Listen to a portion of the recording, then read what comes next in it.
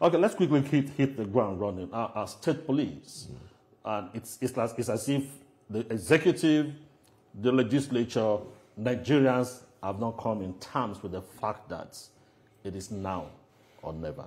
What's your thoughts?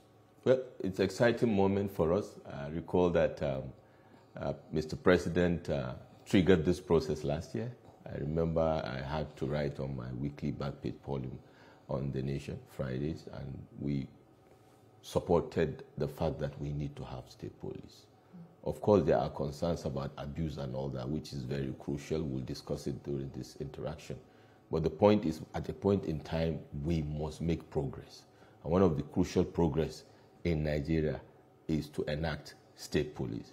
So for myself, as GCO, GITC, we are proponents of this, and will follow through the legislative process to ensure that we have a robust legislation, to ensure that state police is not just enacted or activated, but we ensure that we make provisos within the legislative framework to ensure that we protect the citizens of these countries and their allies from abuse by state governors that would like to take advantage of state police for peculiar interests.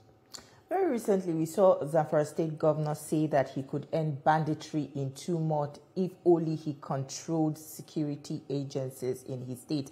That sounds to me more like a political statement, because ordinarily, shouldn't he be in charge of the security situation in his state, being that he is the governor, and that is, the first point of call when it comes to protecting lives and property in the state level?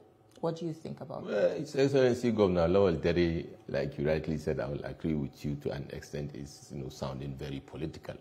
We know that there is no love lost between himself and the Minister of State for Defense, and there's a lot of bric-a-brac, not just in his own case, but in the case of other state governors, successor versus predecessor issues. But on a more serious note, I watched his interaction and I heard what he said loud and clear.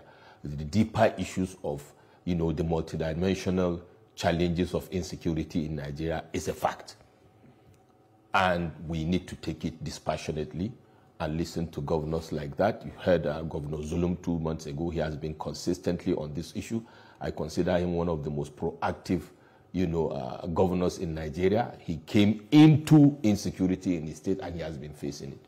So that being said, yes, but I don't think, fighting insecurity and crushing it within 2 months, like His Excellency Lawal Dere is saying, is not possible because we already have deeply rooted issues. Remember Eshomomo and TGSU. If we go back to the international scene, when Russia, moved in to occupy Ukraine, we all thought that it was going to be a walkover, maybe 3 months, 6 months, it will be done and dusted. We see what is happening. We see the escalation. We see other issues coming on board. Also, when America went to Afghanistan decades ago.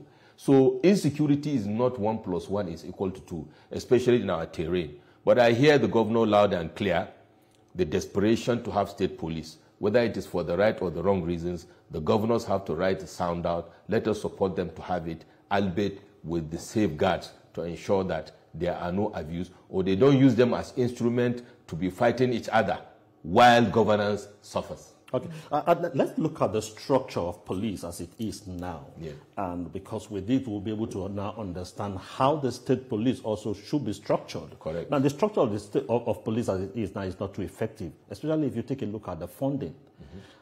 Shouldn't we also be talking about how to fund the state police? Because even the federal police now is not properly funded. For instance, if you take a look at in the U.S., the president is the commander-in-chief. The various state governors are also commander-in-chief. When President Trump said he was going to move the National Guard, different state governors came up and said no, because the Constitution places on the governor of a state to deploy the National Guard, and they said they will not do it. Now, is it possible to have a structure like that will place certain responsibility to the constitutions on the state, or on the governor in charge of the state police, and also on the president in charge of whatever is the federal police? That's a brilliant question, Eshomomo. And part of what we are doing in GIC with regards to our area of policy strategy, actually we took that into consideration.